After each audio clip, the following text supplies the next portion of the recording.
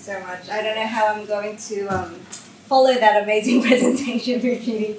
Yes, so my name is Christina Amon and I'm here from the University of Sydney. We'll be talking about the project on exploring the digital health landscape, which is a paper that we are going in the process of trying to publish in the Open Research Journal that Olivier was talking about at the welcome. So I'm talking on behalf of the bigger team from the University of Sydney, as well as New-Caledonia as well. So with over 80 islands, Vanuatu is home to an estimated population of 330,000 people, of which there are 64,000 young people aged between 12 and 13 years. The interaction between traditional practices and contemporary influences shapes the health experiences of the adolescent population in this country. Access to and the use of digital technologies vary across the urban and rural areas, and with a higher population density and greater investment, urban areas generally have better access to healthcare services, digital infrastructure, and technology. So adolescents in these areas can benefit from a wider range of digital health tools, including mobile health apps and online health information resources. For adolescents living in rural areas, digital health technologies can bridge that gap that's caused by geographical isolation. Telehealth services, for example, can enable adolescents to access medical interventions without the need for long and often difficult travel to urban centers. But there is this digital divide that remains a significant barrier with limited availability or access to these resources and infrastructure for reliable internet connectivity in combination with limited digital literacy, which poses the challenges for these effective use of technologies. Like many adolescents around the world, adolescents in Vanuatu engage with the internet, social networking sites, and other mobile app technology, making digital technology a promising avenue for health. But unlike adults, adolescents may still be in the process of accumulating these skills that's necessary to gather and evaluate the reliable health information that's online. So the importance of their digital health literacy emerges as an important factor for developing positive adolescent health and well-being outcomes. And now digital health literacy represents the capacity for effectively navigating health-related information and resources within the digital environment. It warrants the attention to address contemporary health challenges among the Pacific demographic. But before this, it's important to gain insight into the current state of their online activities and behaviors that's related to health. Our study is therefore aimed at exploring the health information seeking behaviors of adolescents living in urban and rural Vanuatu and identify their preferred online platform for fulfilling their health needs. So there were 2 schools that were identified through existing connections within Falah, and were invited to participate in this study. Following initial meetings with the school, principals reached out to the research team about their interest involving their students, and from this visit, 1 urban and 1 rural school signed up to participate in this study. In June, data was collected and the classes and students at each school were selected based on the teacher interest and consent to participate in this study. So participant information templates were sent out to the home with the students, providing parents with information about this study and providing parents with an opportunity to opt their child out of the study if they didn't want them to participate. It was understood that they were consented to be involved in the study if no form was returned to them.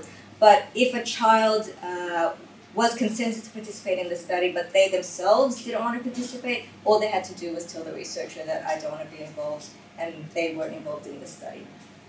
So all the adolescents provided their own consent through the submission of the online survey.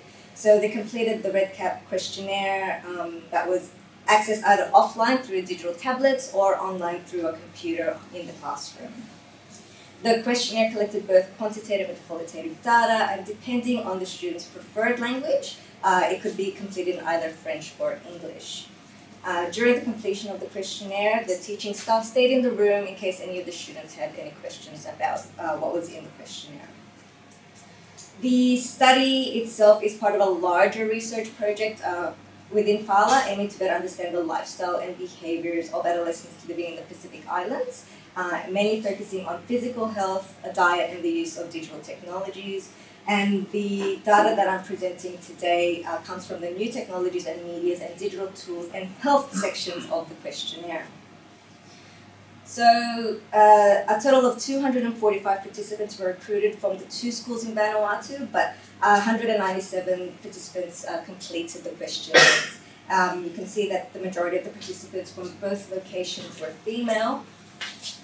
And you can see that from the population included in the study, almost 80% of the participants from the urban location and about 72% from the rural areas reported to have owned a mobile phone.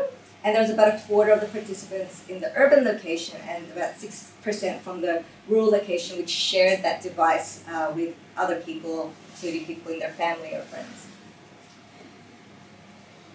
As part of the qualitative data, we asked participants what activities they did on a computer or a tablet, and you can see that the most performed activities were listening to music, followed by completing their homework, viewing videos, and playing games. Yes.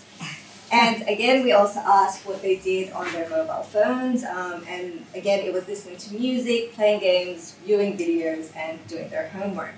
You can see that on both a computer, a tablet, or a mobile phone that the least conducted activity was looking at their social networking feeds, having a discussion, and other activities which weren't specified. What we were particularly interested in was whether the participants used any apps, social media, or websites for their health. And so almost a quarter of the total number of participants said yes, but when we analyzed the data based on location, we found that there were more participants from the urban location reported to have used these apps, social media and websites for their health compared with those living in rural areas. To find out which platforms were their favorite to use for health, what they used to search for health information and to discuss health topics, participants were asked open-ended questions. So instead of selecting answers from a potential list of answers, they were able to just insert their answers based on what they used. To analyze the qualitative findings, responses were first translated from French to English where necessary, and then a simple content analysis was performed. So responses were grouped together based on the category or theme that they belonged to. And so when participants were asked which social media platforms were your favorite to use for health, and what you like about it, the theme of social media came out because a lot of the responses involved Facebook, TikTok, YouTube, Instagram, and Twitter. And of the responses collected, social media was found to be their favorite to use, both in the urban and rural areas. Other responses were categorized together under search engine. And as part of the question, we also asked what they liked about these platforms. And so the responses included why they liked it was because they could gain knowledge, watch videos, and other, which was to chat with friends and look at posts as well. Now, looking at the question on what they used to search for health information, social media again was one of the highest used, but more in the rural area compared with the urban area. And to search health information, participants in the urban area mostly use search engines. When asked what they what they used to discuss their health topics, again, social media was found to be used between both urban and rural locations, and again, the search engines for both locations. Websites also came up by some participants from the rural location, but not the urban location, and then a new category was created for apps because participants in the urban areas provided responses that included Messenger and food app to talk about health topics. So our findings are in line with previous studies which have shown that online search engines and social media are common tools that adolescents use to actively search for health information, in particular for mental health, sexual health, substance use, and specific health conditions. These findings of tech used specifically for health were revealed by only a quarter of the total participants in this study, but the significance of that can't be understated. And so we've identified some of the influencing factors. And the first of this is the type of device. So the device plays a crucial role in shaping how adolescents in Vanuatu engage with health-related information. Smartphones, for example, are likely to be most used due to the portability and multifunctionality, allowing the adolescents to easily access social media apps, watch videos, and interact with online communities. In our study, however, the participants used the mobile phones mostly for music-related activities and less likely to search for information or use their social media. Computers and tablets, on the other hand, while they're less portable, they offer a screen that's larger and enhances the lengthened viewing experience of the content. So completing homework was the second most reported activity to be conducted on these devices in our study, following music-related activities. So the device type that they use, have access to, can also affect the content that the adolescents prefer. So short videos and quick updates, particularly on social media platforms, are more suited to smartphones, while websites and documents might be better viewed on tablets and bigger screens. Cultural sensitivity. Culture may affect health by shaping and influencing habits, behaviors related to the precursors of health, development of disease, and controlling their physical environment. Interpretations of health and illness may vary between the cultural groups as well, ultimately inform how some cultural groups might choose to adopt preventative health behaviors. So health education materials need to be culturally appropriate. An important component of culture, of course, is language, and the impact of language on minority subgroups differ based on social and demographic characteristics, and a lack of understanding of written English or French is a barrier that can cause misunderstandings that lead to inappropriate health decisions. So a rapid dissemination of potentially culturally insensitive information is of concern, and with Vanuatu being culturally diverse, which amplifies the susceptibility of misinterpretation of health-related content available online, and the lack of digital health resources in local languages can limit the reach and effectiveness of health initiatives. This leads us to the risks, which, whilst social media serves to access health information by adolescents in Vanuatu, it's unregulated, which presents potential risks of misinformation.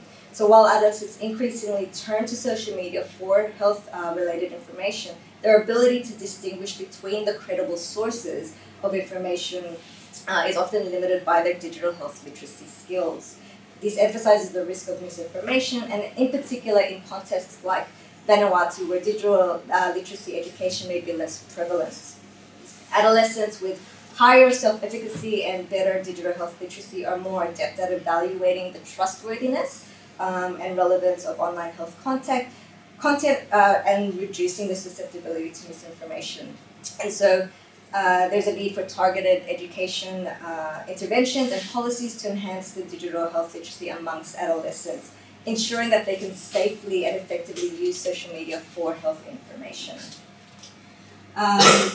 There is evidence of also passive health information exchange via social media, and findings from our current study show that adolescents in Vanuatu engage in several other activities on their devices. And so even if an adolescent isn't actively looking for health information, they're always exposed to other things, to other health-related information. It leaves them open to a variety of unsolicited, unhealthy promotional content, leaving them exposed to all those other information. So even if they're listening to music on YouTube, for example, there are opportunities for advertisements in between the videos or advertisements on the sides of the websites. And again, this highlights the importance of digital health literacy in ensuring that the adolescents can evaluate the information that they encounter, whether intentionally sought or not. And finally, policy and education plays a crucial role in shaping adolescents' use of social media for health-related purposes. There's a required focus on equipping adolescents with the digital health literacy skills that they need to critically evaluate the health information that's encountered online, consequently reducing the risk of their misinformation. So educational interventions, both within the school setting and through community-based programs, play a significant part. And so by fostering a supportive environment through these programs encourages informed and responsible social media use, and these policies and educational efforts can significantly then influence adolescents' health outcomes. So whilst traditionally there's been evidence of a digital divide between rural and urban areas, the results from our study among other adolescents in Vanuatu challenge this. They are avid users of digital technologies, and with the similar findings between urban and rural areas, our findings reveal that adolescents are using technology for health, and there may not be that digital divide as what was once experienced. So adolescents in both rural and urban areas in Vanuatu prefer using social media to access and discuss health information, and the insights are vital for integrating digital health literacy resources into educational curricula, enhancing the knowledge within this group. And whilst our findings represent a smaller segment, their engagement with digital health programs and platforms highlights the importance of tailored initiatives and deepens our understanding of digital health trends amongst Vanuatu adolescents. Thank you.